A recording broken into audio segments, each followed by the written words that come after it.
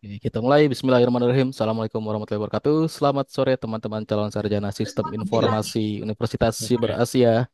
Apa kabar semuanya? Waalaikumsalam warahmatullahi wabarakatuh. Baik Pak, Baik, Alhamdulillah Pak. sehat. Alhamdulillah. Baru pertama ketemu saya ya. Iya, Oke, Oke, perkenalkan nama saya Riyad Sahara.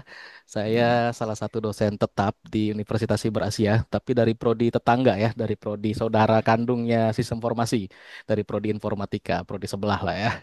Nah, hmm, kebetulan semester ini saya diminta bantuan sama Ibu Kaprodi tercantiknya teman-teman semua nih ya, Bu Vika, buat mengampu mata kuliah analisis data dan visualisasi ya, analisis dan visualisasi data. Nah, jadi saya nanti sama teman-teman semua, Ini, rekan-rekan, Bang. kita akan belajar bersama, diskusi bersama, sampai kurang lebih satu semester ke depan atau 16 kali pertemuan ya, untuk kita sama-sama ngebahas tentang data analis plus visualisasi data. Semester berapa nih kalau boleh tahu? 5, Kak. Semester 5. Udah masuk peminatan belum?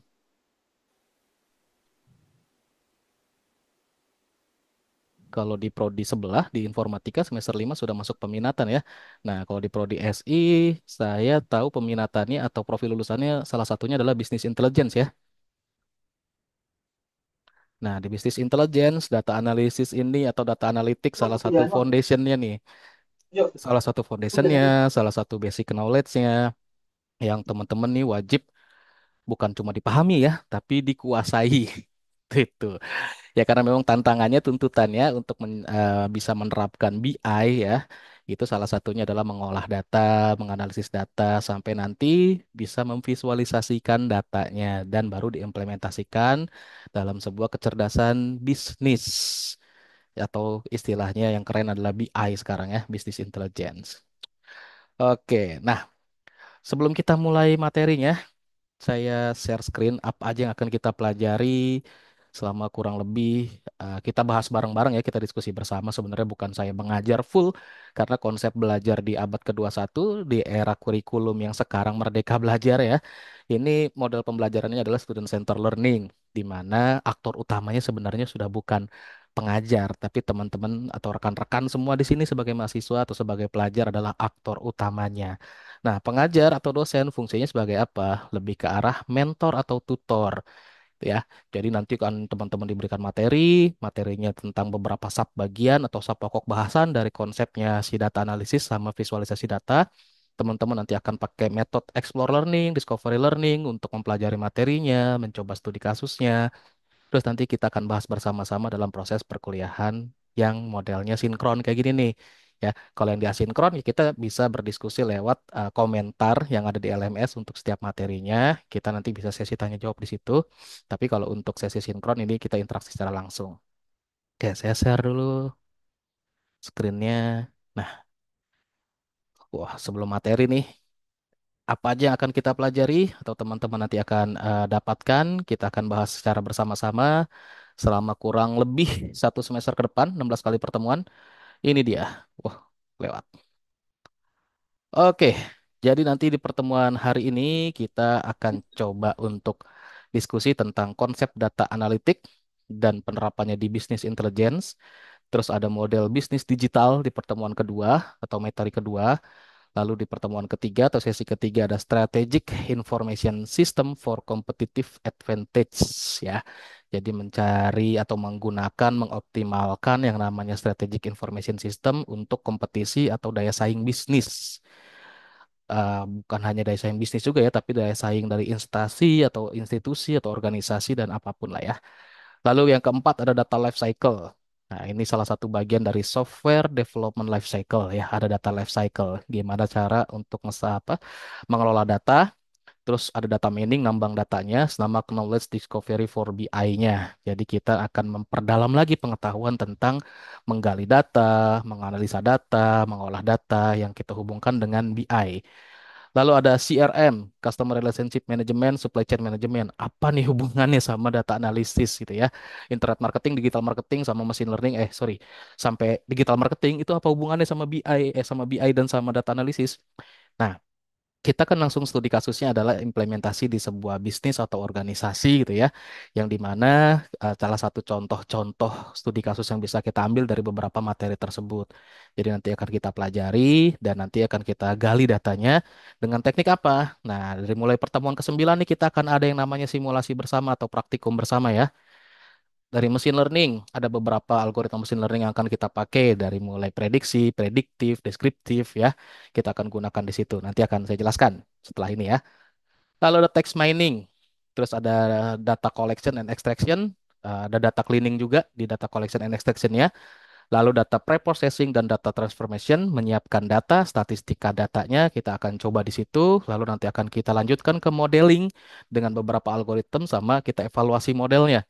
Terakhir, baru data visualisasi atau data visualization-nya, dan nanti akan ada review sebelum UAS. Lalu UAS dah pertemuan ke-16-nya.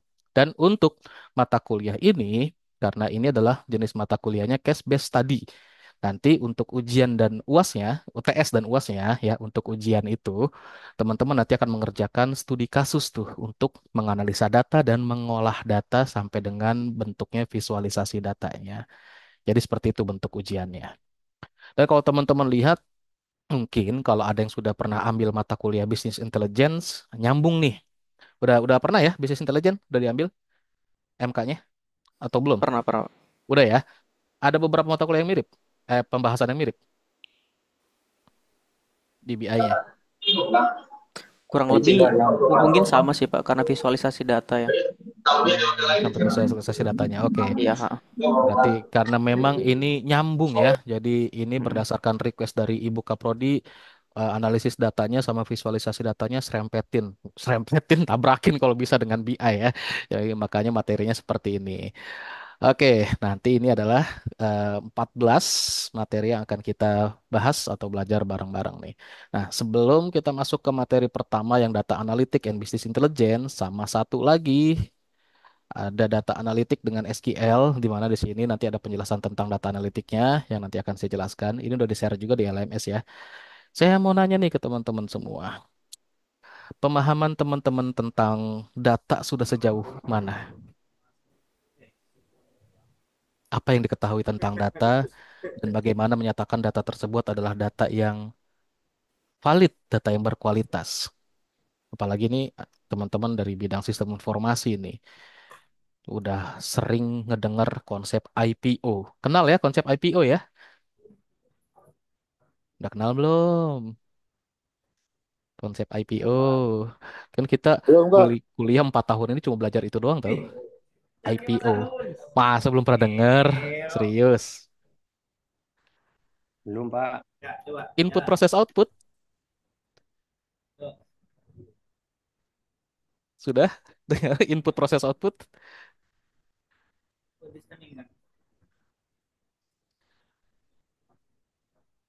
Masa belum?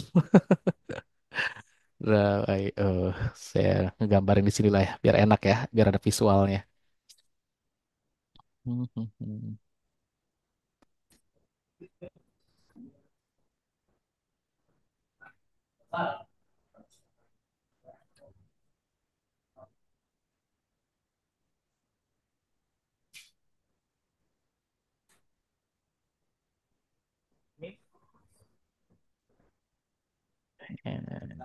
Udah kelihatan belum? Nah, mudah-mudahan segini kelihatan ya. Input, lalu ada proses,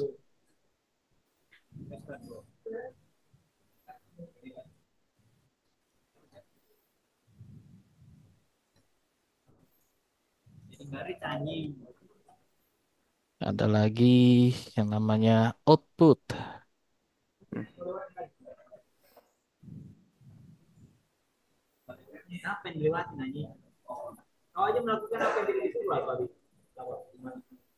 Nah, konsep ini udah belajar, sudah didapatkan, sudah, yakin. Yang jadi inputan itu biasanya apa sih? Yang jadi inputan itu apa? Apa? Data apa? Iya, benar data. Data angka, data Betul, yang jadi inputan itu kan data. Terus yang jadi output itu apa? Visualisasi, Pak. Informasi atau pengetahuan, Pak. Hasil. Visualisasi. Ah, Informasi. informasi. Benar banget. Jadi data itu sebagai input, informasi adalah output dari data yang sudah diproses. Lalu di proses ini biasanya apa aja nih isi dari proses itu?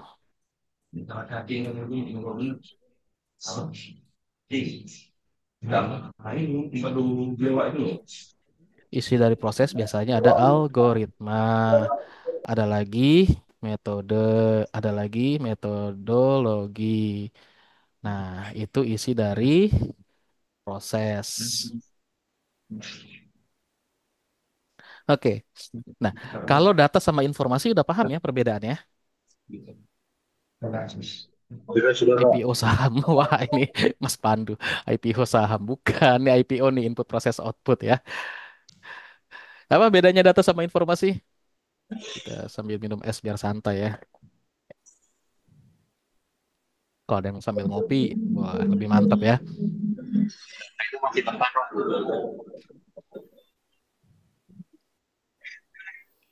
Yang kita pakai sebagai alat bantu untuk pengambilan sebuah keputusan data atau informasi? Informasi, Pak. Informasi. Kenapa bukan data?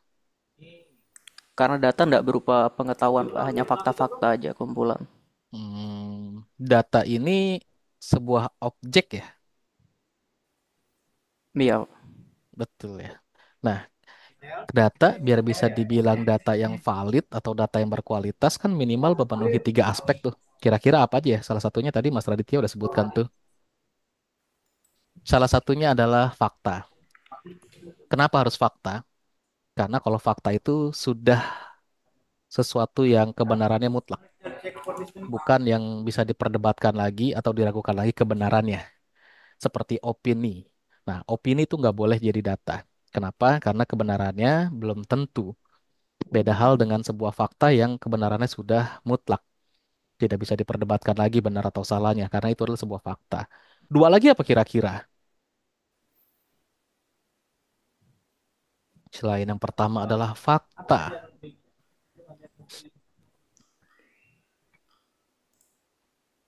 Oke, saya kasih clue. Dia itu harus ada, harus terjadi, bukan angan-angan. Nyata, Harus berarti. nyata. Ya, harus real. Jadi fact, terus kedua real. Hmm. Ya, karena objek, walaupun dia tidak bisa disentuh, tapi dia ada, real. Bukan sesuatu yang hanya konsep atau angan-angan. Hmm. Data itu harus berbentuk, artinya nyata atau real, dia ada. Nah, itu baru bisa dibilang datanya berkualitas, datanya valid. Terakhir, tadi fakta, nyata, satu lagi nih.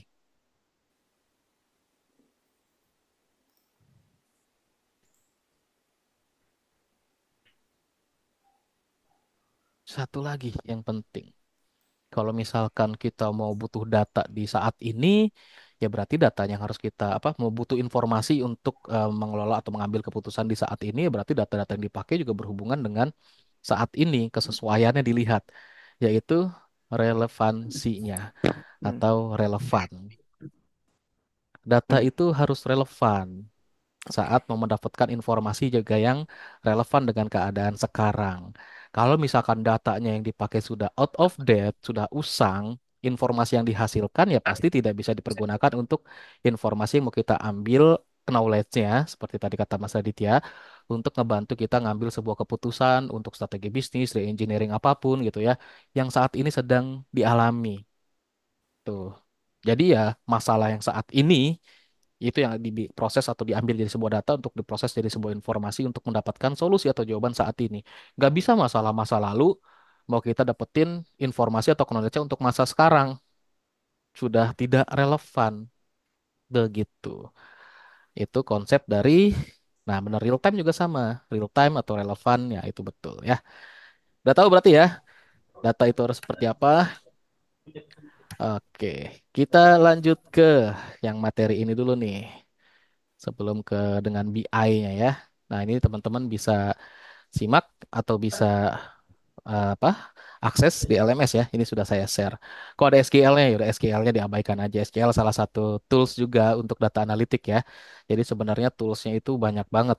Nanti kalau teman-teman lihat juga di modulnya yang ini ya, ini tools yang nanti teman-teman bisa pakai atau gunakan untuk analisa data.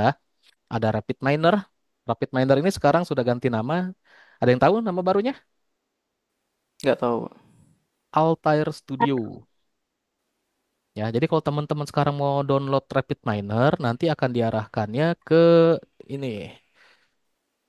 Wah, Hmm. Altair One atau Altair Studio.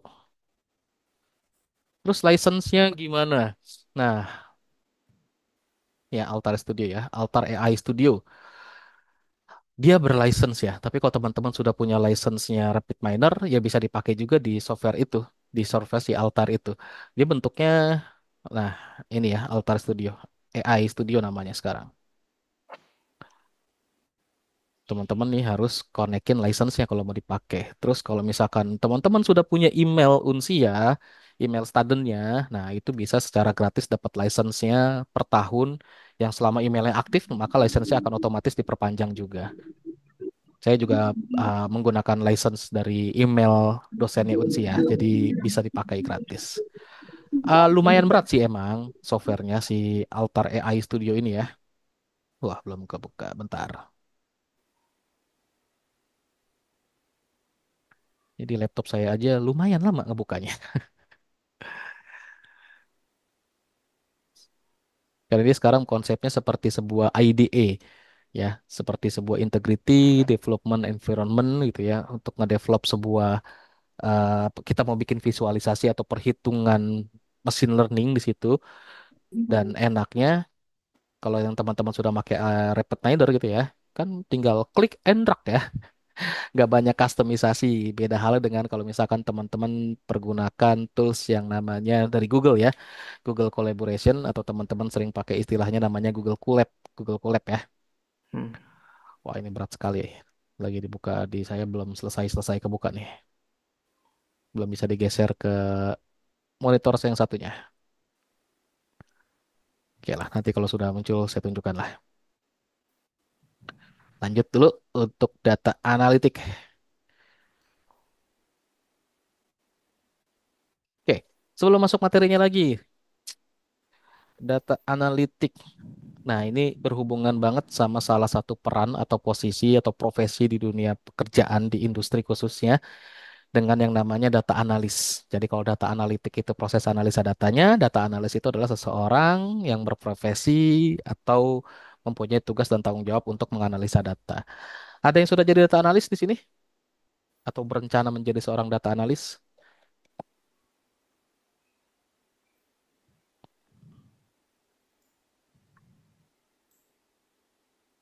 Tidak ada sepertinya, Pak. Jadi apa itu ini nih? Aduh, mana dia? Ada chat-chat di sini. Tuh ada masih berencana bilang, Pak. Ada Pak, masih berencana Pak, belum Pak. Nah, jadi ada pertanyaan besar di benak saya nih. Karena ini apa saya sambil off cam ya karena kan udah share screen juga. eh Teman-teman tahu profil lulusannya dari sistem informasi di Unsia nggak? Profil lulusan. Profil lulusan itu artinya teman-teman tuh disiapkan nanti akan menjadi seorang ahli, tenaga ahli di bidang apa kayak gitu. Kalau kayak di informatika kan contohnya ada data scientist, ada network spesialis, ada multi platform programmer, terus ada lagi DevOps dan segala macamnya. Waduh, udah sudah semester 5 nih bahaya juga ini ya. Oke, kalau ini makanya saya kurang begitu paham kalau kurikulumnya di sistem informasi ya.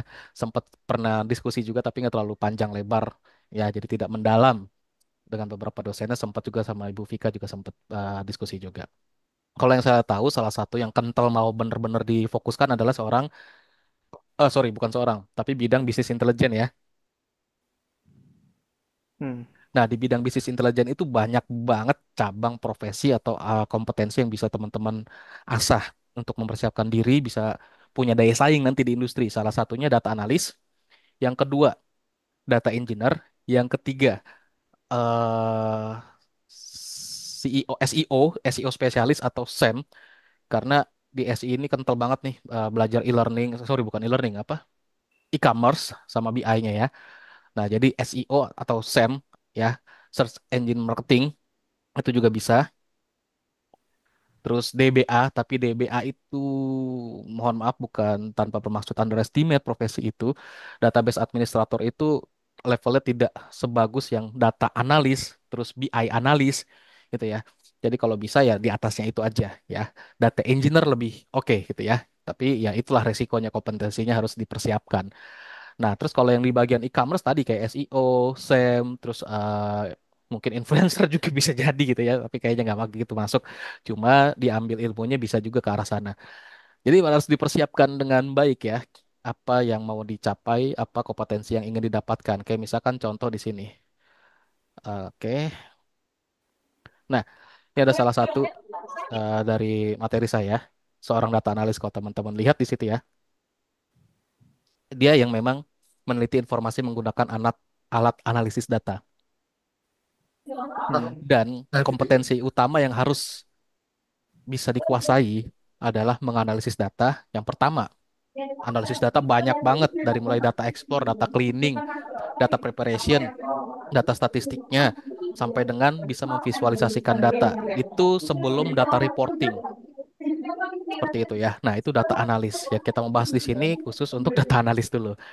Lalu kalau untuk data analitiknya itu apa gitu ya. Nah, di sini memang ada beberapa agenda yang pengantar SQL, nanti akan saya jelaskan juga kenapa penting juga, karena ya ada beberapa juga yang dari SQL yang teman-teman harus kuasai juga untuk data analis ya.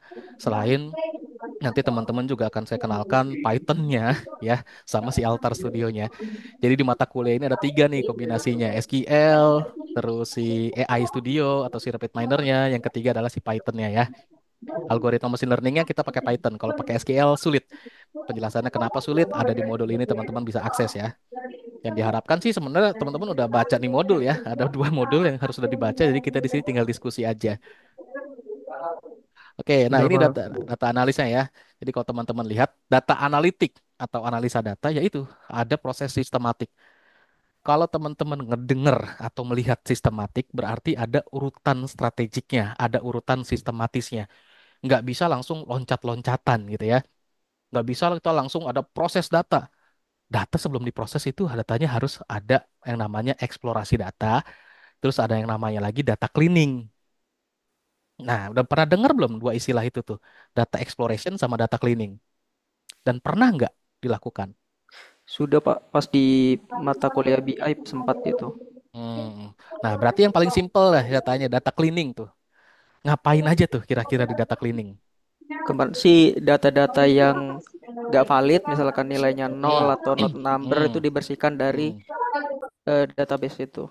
Selain itu, ada lagi nggak? Missing value di handling. Betul, Iya, ada lagi? penamaan variabel baru mungkin pada datanya. Hmm. Betul. Kayak kolom-kolom atau atribut yang nggak berguna juga nggak Iya, dipakai. ya dihapus. Duplikasi data atau redundansi data juga tidak digunakan. Nah, sebelum itu ada yang paling simpel lagi yang teman-teman kayaknya sudah pernah pelajari nih di mata kuliah sistem basis data. Harusnya ya.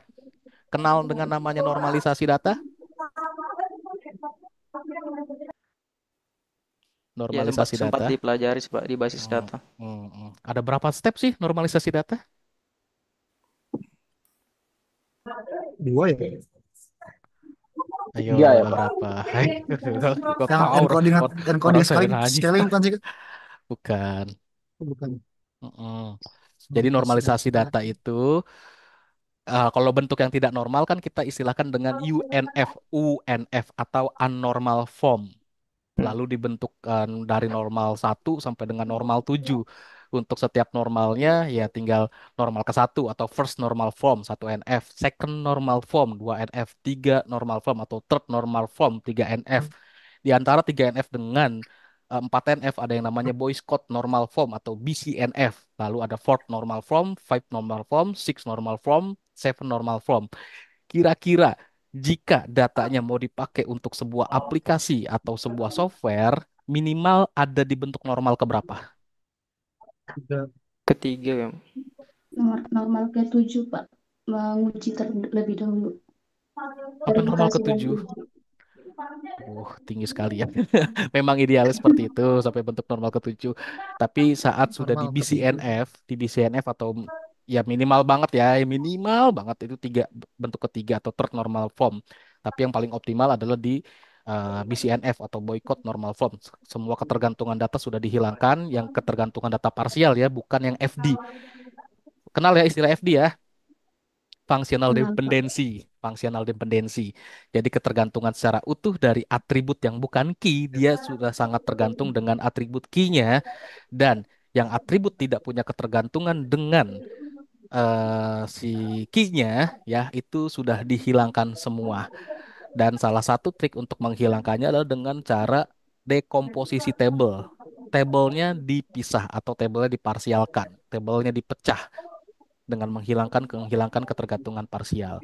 Nah, seperti itu tuh dari proses itu termasuk salah satunya adalah proses data exploration sebelum data cleaning. Nah, data cleaning juga sudah masuk di situ.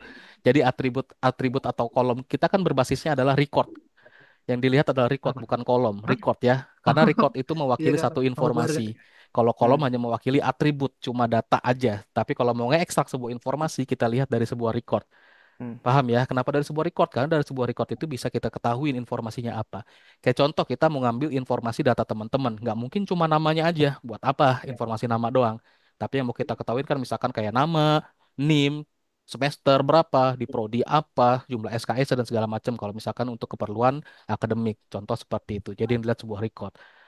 Nah, jadi itu baru bagian sistematisnya tuh untuk mengolah. Lalu ada lagi untuk menginterpretasikan. Ya, menginterpretasikan itu teman-teman juga harus sudah belajar di mata kuliah perancangan basis data atau di pemrograman basis data dengan mencoba membuat konsep basis data konseptual lalu ke konsep data yang fisik. Nah, itu menginterpretasikan. Kalau konseptual itu bisa dibaca oleh orang awam yang tidak mengerti konsep basis data, tapi kalau fisik sudah dalam bentuk query yang siap untuk dipakai di basis data. Terus lalu menguraikan data mentah menjadi informasi yang berguna. Nah, itu adalah proses atau pemrosesan analisis datanya di situ. Datanya diproses dengan algoritma tertentu sampai nanti bisa menjadi sebuah informasi yang berguna dan nanti akan divisualisasikan juga. Jadi data analitik ini salah satu elemen penting di dalam sebuah bisnis untuk menjawab semua tantangan dan meningkatkan hasil bisnis. Nah, ini tadi ya, ada teknik analisisnya, matematika, statistik, dan ilmu komputer ya. Ada yang nggak suka matematika? banyak ya. Kalau nggak suka matematika agak agak gawat Hmm. urusannya ya, karena ilmu komputer itu adalah cabang ilmu dari matematika ya. Ilmu komputer itu cabang ilmu dari matematika, dari ilmu statistik, terus algoritma di dalam ilmu komputer, metode di dalam ilmu komputer itu semuanya sebenarnya adalah rumusan-rumusan perhitungan statistik dalam bidang ilmu matematika. Kayak salah satu konsep machine learning untuk prediction, terus untuk yang lain-lain, terus untuk yang description juga itu semuanya rumusannya adalah rumusan-rumusan statistik yang ada di bidang ilmu statistik, cuma dibawa ke dalam sebuah coding, sebuah kode untuk bisa nanti diimplementasikan dalam sebuah apps gitu ya, atau nanti bisa disimulasikan dan sehingga dibuatkan sebuah visualisasi data, kayak gitu. Nah, ini tadi udah kita bahas, kita next aja. Nah, ini juga manfaatnya teman-teman bisa dibaca secara mandiri aja ya. Intinya kenapa data analitik penting? Kalau nggak pakai konsep data analitik, mengelola data itu bukan sesuatu yang menyenangkan dan mudah. Akan sangat-sangat sulit, akan sangat-sangat wasting time, buang-buang waktu, dan belum tentu data yang sudah diproses menjadi sebuah informasi dan informasinya informasi yang valid atau informasi yang benar gitu. Apalagi yang prosesnya tidak memiliki kemampuan analitik, sudah pasti banyak miss-nya, banyak errornya, gitu ya. Kalaupun datanya sudah tersedia, terus nggak pakai tools dan skill yang kompeten, itu juga pasti akan jauh lebih sulit dan hasilnya tidak bisa diharapkan ya. Oke, nah ini tahapan data analitik nih, tahapan di data analitik. Dari mulai mendefinisikan pertanyaan yang tepat, ngumpulin data, ngolah data, sampai dengan menganalisis data. Mendefinisikan pertanyaan yang tepat ini istilahnya adalah sebenarnya melihat permasalahan kenapa datanya mau diolah, ada masalah apa sehingga membutuhkan proses pengolahan data untuk mengekstrak sebuah informasi atau knowledge. Di list goal-goal yang mau di-achieve dari masalah yang timbul. Di list solusi-solusi yang diharapkan dari permasalahan-permasalahan atau problem-problem yang muncul. Setelah itu baru dikumpulkan datanya. Mengumpulkan data ini banyak banget berbagai cabang dari berbagai bentuk juga, misalkan data yang fisik yang benar-benar fisikal tidak disimpan ke dalam sebuah storage komputerisasi gitu ya. Itu harus di-convert dulu, artinya di entry manual. Terus Hmm. data-data yang tersebar di banyak apps juga dengan banyak bentuk gitu, misalkan contohnya formatnya beda-beda, ada yang formatnya CSV, ada yang formatnya SQL, ada yang formatnya lagi di Oracle atau di segala macam atau diakses, dikumpulkan, dieksplor, baru di refining datanya, habis di refining, di cleaning lagi, terus baru bisa masuk ke dalam step pengolahan data dengan algoritma tertentu yang cocok, yang sesuai, yang kita butuhnya apa, apakah nanti mau prediktif atau apa gitu ya. Nanti akan ada tuh banyak contohnya nih, deskriptif analitik ya. Mana dia? Deskriptif, diagnostik, prediktif, sampai dengan perspektif.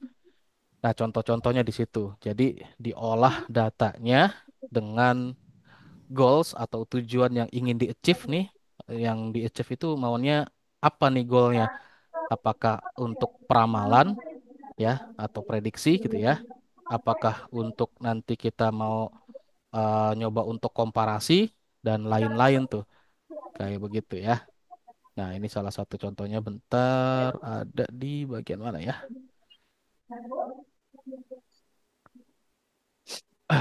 Sorry, mungkin suara saya agak kurang begitu jelas ya karena lagi pilek nih.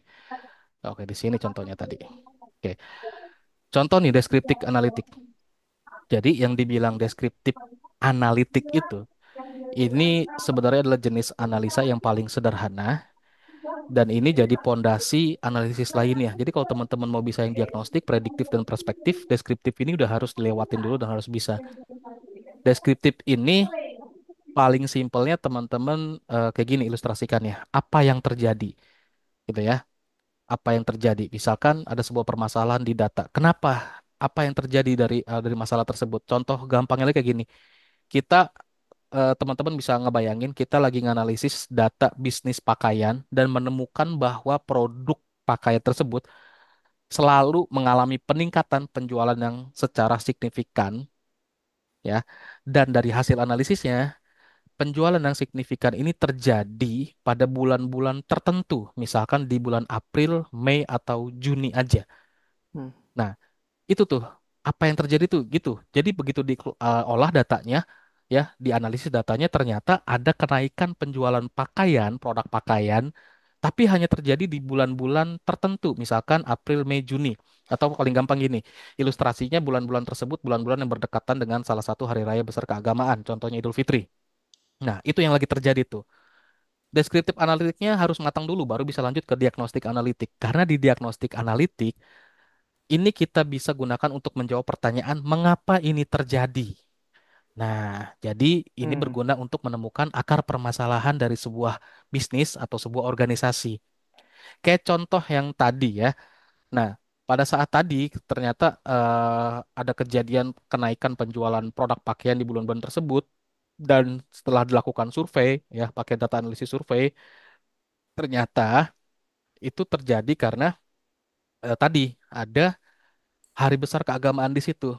Terus ada contoh lainnya, setelah misal kita pakai data demografis, kita analisis nih data demografis. Data demografis salah satu contohnya kita ngecek siapa yang beli dengan range umur berapa. Contoh, kita menemukan bahwa rata-rata usia yang cocok memakai pakaian yang dijual di sebuah bisnis tadi itu berkisar antara 13 sampai 18 tahun.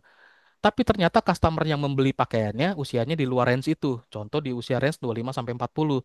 Setelah dilakukan data analisis survei pelanggan, ketemu nih, ada fakta yang terungkap ternyata yang membeli tadi bukan hanya untuk dirinya, tapi untuk anak, keponakan, adiknya, atau siapa yang lainnya. Itu diagnostik analitik.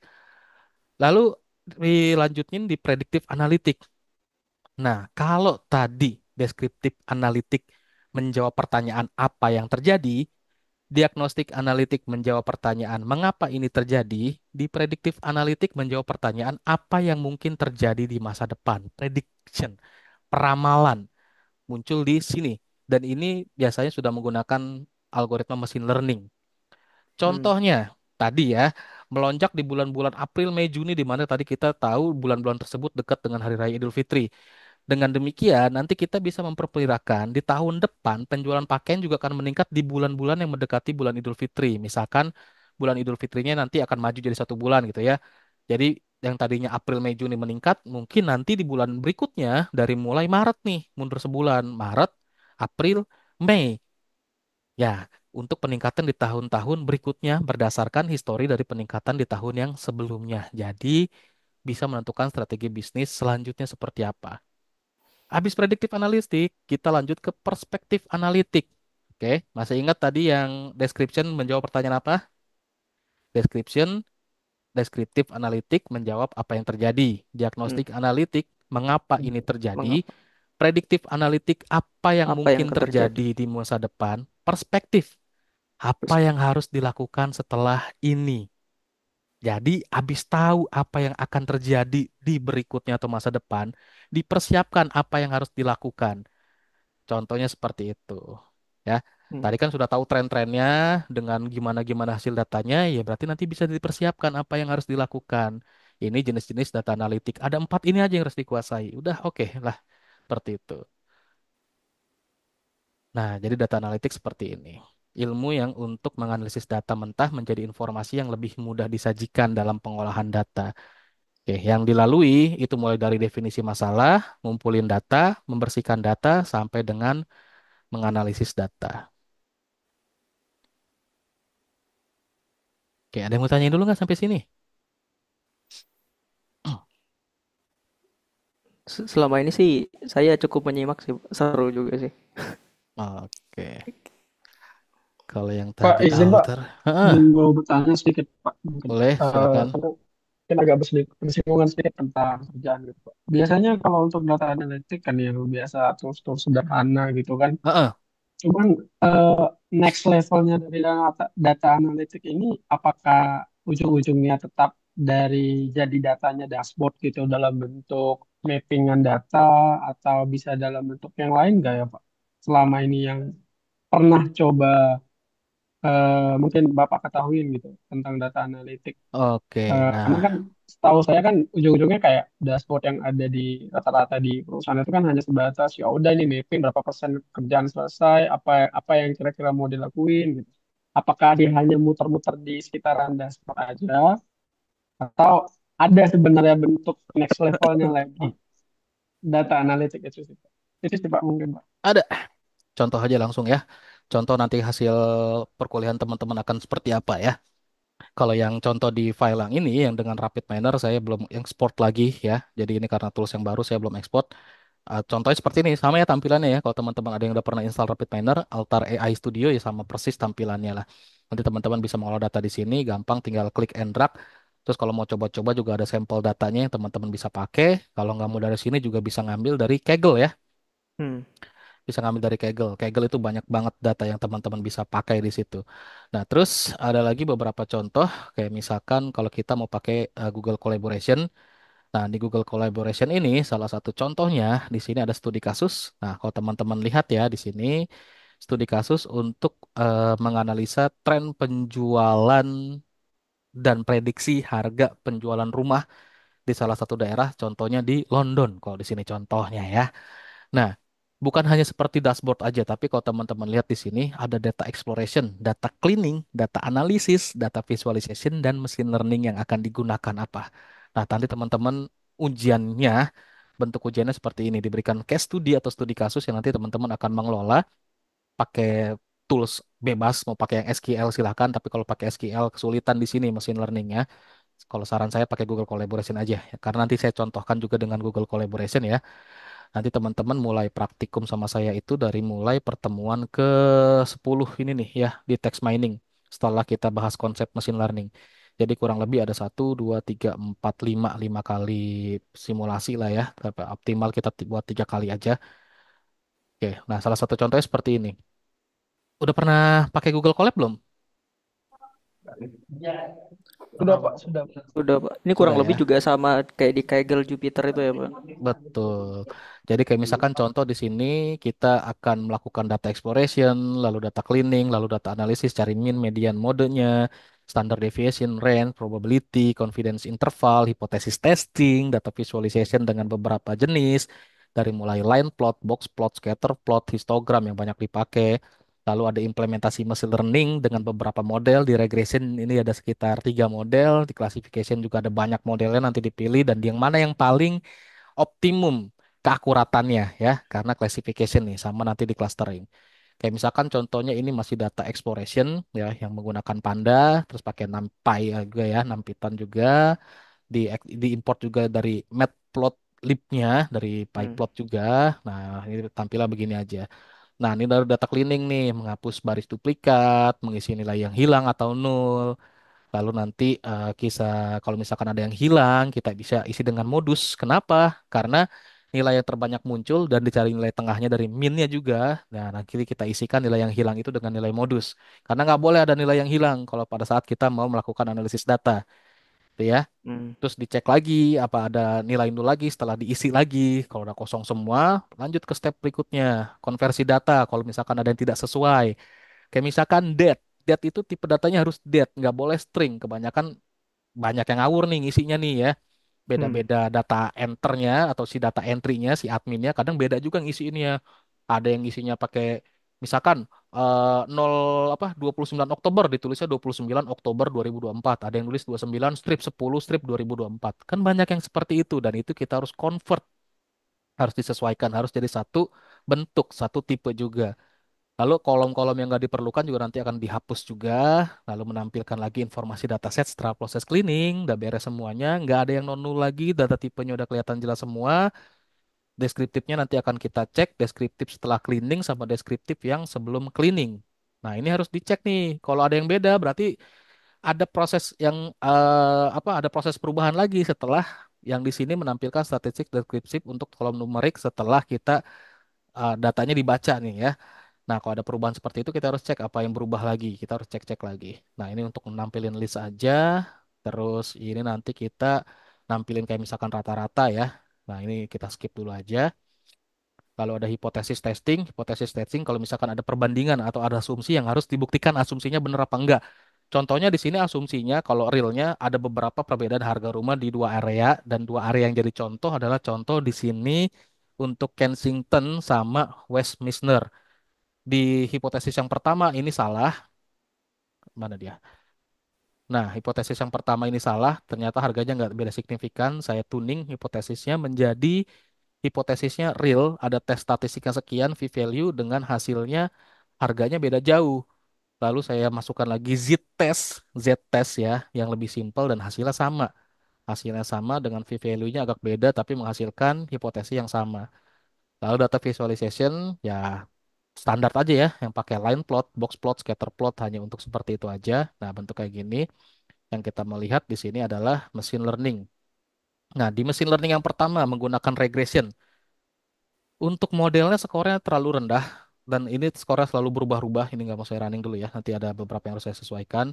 Dengan harga prediksi penjualannya juga ini terlalu rendah. Selalu saya tuning dengan linear regression yang sama, tapi saya tambahkan model untuk seperti ini. Saya tambahkan mean square error ditambahkan dimasukin ya mean square errornya. Yang di atas nggak ada mean square errornya. Nah di sini nanti kelihatan mean square errornya udah oke, tapi R2 score juga masih rendah, cuma harganya meningkat. Lalu saya coba lagi tambahin pakai polinomial dan polinomial ini hasilnya juga R2 score-nya tetap stabil karena perbedaannya dengan yang sebelumnya saya di sini data latih dan data uji saya bagi 20-80 dengan random state sekian. Nah, seperti ini. Terus ada lagi sekarang di bagian kalau tadi itu kan untuk regressionnya, lalu sekarang di classificationnya. Yang pertama classificationnya menggunakan naive Bayes, tapi di naive Bayes-nya jelek banget akurasinya cuma 6,6%. Nah, naive Bayes-nya saya tuning pakai Gaussian sama multinomial, akhirnya dapetin akurasi 13%. Lalu saya kurang puas pakai random forest yang akurasinya meningkat signifikan 32%. Nah, jadi nanti kalau teman-teman yang tadi ditanyakan, bukan hanya untuk dashboard aja, tapi kejadian-kejadian atau keperluan-keperluan seperti ini, deskriptif, diagnostik, prediktif, dan prospektif sudah sangat bisa dilakukan. Seperti itu ya. Tools-toolsnya banyak. Salah satu toolsnya tadi kita bisa pakai Google Colab. Yang kedua kita bisa pakai Altar AI Studio yang dahulunya RapidMiner. Yang ketiga kita bisa pakai SQL. Yang lain lagi banyak. Excel pun bisa ya. Atau bahasa R juga bisa. Nah ini kita salah satu aja ya Python aja. Kalau Python bisa, R juga insya Allah bisa. Excel juga salah satu software untuk data analisis. Ya walaupun sederhana, statistik sederhana aja ya. Nah kalau yang SQL ini nggak saya jelaskan contoh-contoh untuk data analisis ya. Sama kelebihan-kelebihannya teman-teman bisa akses sendiri aja. Kayak contoh-contohnya, misalkan ini untuk pengambilan data, peringkasan data, data lanjutan, pakai join, terus query bersarang, terus contoh penggunaan SQL dalam bisnis, contohnya laporan keuangan, segmentasi pelanggan. Nah, contoh seperti itu. Nah, ini contoh di analisis data pelanggan, laporan kinerja bisnis, dan produktivitas tim. Teman-teman bisa baca secara manual, secara mandiri dari modul yang sudah saya share ya. Oke, ada yang mau ditanyakan? Pak, untuk Ya. kedepannya kira-kira tools apa aja yang bakal dipakai nanti, Pak? Hmm, yang dipakai ini aja deh, Google Colab aja, kan udah langsung ada ya. Hmm. Google Colab udah langsung ada, jadi nggak usah pakai. Nah, Google Colab kan teman-teman yang penting sudah punya akun Google aja ya, jadi sudah bisa banget dipakai atau digunakan. Ini salah satu contoh yang lain ya, bukan hanya untuk ini termasuk salah satu contoh data analis juga yang namanya scraping. Pernah dengar istilah scraping? Nah, Udah pernah melakukan scraping? Oh, belum saya share lupa, sorry. Nah, ini dia nih. Ini saya melakukan scraping sederhana dengan tujuan ngebantu tim marketingnya Unsia ya. Dengan tujuan untuk membantu tim marketingnya Unsia untuk meningkatkan SEO atau digital marketing ya. Atau online marketingnya. Jadi saya mau scrap dari mesin pencarian Google yang query-nya di sini query-nya kalau teman-teman lihat adalah kuliah online di Indonesia. Nah, contoh seperti itu. Saya install Google Search-nya, terus di sini untuk lihat query-nya yang terbanyak ya, yang terbanyak muncul bisa dilihat di sini. Saya filter jadi 20 aja untuk hasilnya. Kalau banyak kan juga kadang-kadang kan kita cari di mesin pencari nggak pernah kita misalkan gini, kuliah online di Indonesia. Atau kita pada saat searching sesuatu tuh yang kita lihat cuma halaman depan Google aja. Di halaman depan Google kan cuma 10 query. Iya. Paling banyak juga kita klik sekalinya Hmm. doang nih. Halaman kedua udah nyari lagi yang lain. Kebiasaan kita habitnya gitu. Halaman pertama aja paling banyaknya. Makanya saya coba nyontohin atau saya ngambil cuma 20 result. Terus saya tampilkan domain terbanyak dari siapa, termasuk di sini ada nih dari Unsia cuma satu kali muncul doang. Yang munculnya banyak malah dari nih si Asa Unggul gitu ya. Mungkin ada keyword-keyword SEO-nya yang bisa bikin dia banyak muncul tuh. Nah, makanya di sini saya scrap lagi. Saya mau cari artikelnya, munculnya seperti ini. Ini dari si SEO unggul nih. Cuma dari Cloudflare-nya ke strict ya. Jadi saya nggak bisa, saya dianggap kayak robot. Jadi nggak muncul di sini artikelnya dia. Cuma ketangkep juga ya. Nanti kita bisa lihat. Nah, terus akhirnya di sini saya munculkan nih judul artikel yang sering muncul. Terus saya bikin rekomendasinya kalau kita mau bikin artikel biar SEO ningkat untuk Unsia keyword-keyword yang dipakai itu apa aja. Nah, ini ada contoh keyword-keywordnya yang dari judul 1 sampai dengan judul 10, yang mana yang paling banyak muncul, nanti di sini di hasil di clusteringnya kelihatan nih seperti ini, dengan nanti rekomendasi judulnya, keyword-keyword ini nanti akan kita bawa nih. Karyawan, ini Forbidden 403 itu dari yang Unggul tadi, karyawan online kuliah. Itu nanti visualisasi rekomendasinya juga muncul seperti ini. Nama dari clusteringnya pakai PCA-nya. Kayak gitu ya. Nah, nanti kita pakai Google Colab aja lah biar lebih simple dan belajar Hmm. Python-nya karena memang sedang tren dan boomingnya itu ya. Pak, boleh izin minta itu nggak Pak, search code-nya tadi buat Yang mana belajar. nih? Yang skor-skor yang kuliah online? Ya, yang tadi Bapak tampilin gitu, Pak, buat belajar coba-coba Oh, sendiri. kalau yang satu lagi saya nggak bisa kasih ya karena itu apa source code dari trainer yang Hactivate. Kalau teman-teman tahu Hactivate, kebetulan saya salah satu trainer di Hactivate dan dalam waktu dekat mau ada training untuk salah satu kementerian. Case tadinya itu nanti kalau yang bisa saya share adalah yang si Scrap kuliah online di Indonesia aja, gitu ya. Nanti akan saya share. Tapi share-nya kemana? Di LMS atau Google apa Google lagi? WhatsApp grup. Karena WhatsApp grup saya kayaknya belum ada nih. Oh iya, Kalau belum Mas ada aja, ya, Pak? Pak. Belum. Mungkin bisa saya undang sih, Pak. Oke, boleh. Nomor saya tahu nggak? Nggak tahu ya. Nggak tahu, Pak. Oke, nomor saya share di chat ya. Oke. 0821. Nah, itu nomor saya di chat. Nah, kelas ini juga kebetulan pas saya cek ternyata saya ditambahin kelas satu lagi jadi SI 03. Ada teman-teman dari SI 03 di sini. Kayaknya nggak ada sih ya karena baru di-share materi beberapa menit yang lalu. Kalau SI 02 mungkin ada nih ya. Atau SI 01 semua di sini.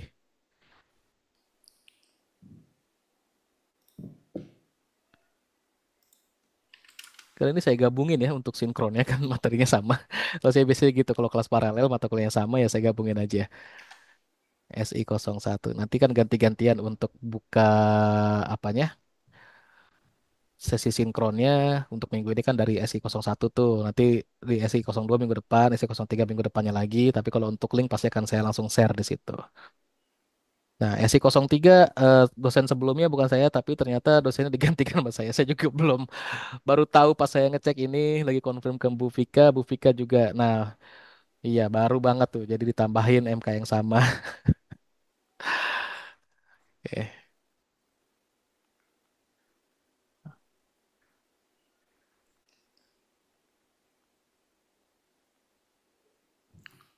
Untuk recording Zoom-nya, kalau saya biasanya akan saya share ya nunggu prosesnya selesai sih ya biar apa barengan sama upload yang lain.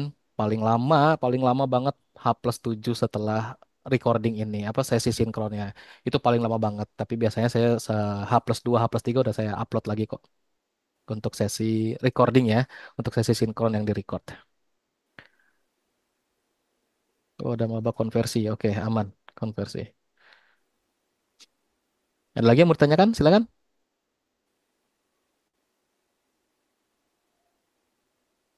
Untuk teman-teman yang maba udah tahu ya aturan mainnya. Sesi apa model perkuliahan kita kan ada dua, ada sinkron dan asinkron. Teman-teman tinggal fokus aja yang di model asinkron. Nah, model sinkron seperti ini bukannya tidak wajib, sangat-sangat wajib kalau teman-teman semua mau mendengar pendengar langsung, penjelasan secara langsung mengenai materinya, penjelasan lebih lanjut, plus interaksi dengan teman-teman yang lain juga sama pengajarnya. Ya, silakan kalau ada yang mau tanyakan lagi.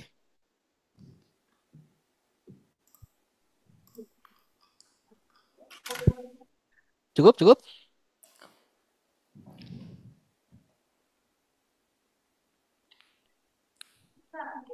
Ya pokoknya inti perkuliahannya atau output perkuliahannya tadi sekali lagi saya sampaikan, takut lupa ya. Jadi nanti model ujiannya teman-teman, model untuk eh, apa UTS dan UASnya adalah berbasiskan studi kasus atau case study yang nanti teman-teman bisa berkelompok mengerjakannya, mau individu ya silakan, tapi saya buat apa bisa berkelompok dengan nanti maksimal kelompoknya nanti akan saya tentukan ngelihat jumlah pesertanya dulu, nanti diumumkan di pertemuan minggu depan ya. Jadi minggu depan di hari Selasa minggu depan kita ada sesi sinkron sekali lagi untuk sesi kedua. Minimal saya sinkron biasanya di atas 4 kali atau idealnya 7 kali lah pasti akan ada seperti itu. Apalagi untuk mata kuliah yang butuh praktikum seperti ini ya pasti insya Allah sampai 7 kali sih. Oke, ada lagi yang mau tanyakan? Silakan. Izin Bapak, Hmm? untuk yang SI 503 itu kan yang di LMS itu kita terjadwal di hari Sabtu, cuma Oh, tanggalnya 23 November. oh iya. Itu mana Pak? Ya kalau jadwal kan seperti yang disampaikan di pensum Iya. aku tidak berpatokan ke jadwal ya karena untuk kalau sesi asinkronnya semuanya serentak dilaksanakan dari Rabu sampai dengan Minggu ya sesi asinkronnya. Nah, sekarang sesi sinkronnya memang ada instruksi dari kampus diselenggarakannya dari mulai Kamis sampai dengan Minggu, tapi ternyata kayak kelasnya informatika, kelasnya sistem informasi, mahasiswanya banyak, kelasnya banyak, yang akhirnya hari-hari biasa kayak Senin, Selasa, Rabunya juga harus dioptimalkan, apalagi untuk rekan-rekan yang mungkin posisinya adalah karyawan yang kalau misalkan pelaksanaan sinkron di jam-jam kerja atau pagi itu kan kesulitan, kesempatan ikutnya juga semakin kurang gitu ya. Jadi ada beberapa hari yang seperti sekarang contohnya hari Selasa dan dilaksanakan mungkin sudah mendekati atau sudah selesai jam kerjanya yang diharapkan juga ada yang bisa ikut, ya sudah jadi diadakan seperti ini gitu. Nah, nanti kalau teman-teman yang hari Sabtu untuk sesi 503 dijadwal hari Sabtu, jika bisa mengikuti sesi sinkron sangat-sangat dipersilakan. Tapi kalau tidak bisa ya nggak apa-apa, jangan dipaksakan karena nanti kan teman-teman juga bisa menyimak recording hasil sinkronnya ya. Ya, ada pertanyaan dari Mas Novan. Ambil bootcamp semisal di Hactivate. Nah, iya bagus, ambil aja bootcamp. Apakah linear dengan dan membantu perkuliahan? Sangat, sangat, sangat ya. Bukan hanya di Activate, banyak banget di coding ada, RevoU ada, terus dari beberapa sumber itu banyak sekali apa bootcamp bootcamp, apalagi yang gratisan itu jangan nggak diambil, diambil aja. Kalaupun ada yang berbayar tapi sertifikasinya bonafit bisa digunakan dan menjamin teman-teman artinya apa memiliki kompetensi di situ dan bisa dipakai sebelum punya ijazah untuk melamar pekerjaan atau untuk keahlian yang lainnya gitu keperluan yang lainnya sangat-sangat disarankan kalau saya seperti itu ya gitu. Ya ada lagi yang mau tanyakan silakan sebelum kita akhiri aman ya oke. Kalau nggak ada lagi, jangan lupa modulnya teman-teman akses, dipelajari. Kalau ada yang mau tanyakan, silahkan boleh ditanyakan lewat kolom komentar di modulnya atau via WhatsApp grup. Boleh diundang saya aja, silahkan seperti itu. Terus nanti kita akan coba diskusi lagi. Jangan lupa di minggu depan masih ada sesi sinkron sekali lagi untuk pertemuan kedua di hari Selasa dengan jam yang sama. Kalaupun ada perubahan, saya akan kabari H-1 sebelumnya ya. Itu aja dari saya. Sekian, terima kasih banyak. Saya akhiri. Wabillahi taufiq wal hidayah. Assalamualaikum warahmatullahi wabarakatuh. Selamat sore semua.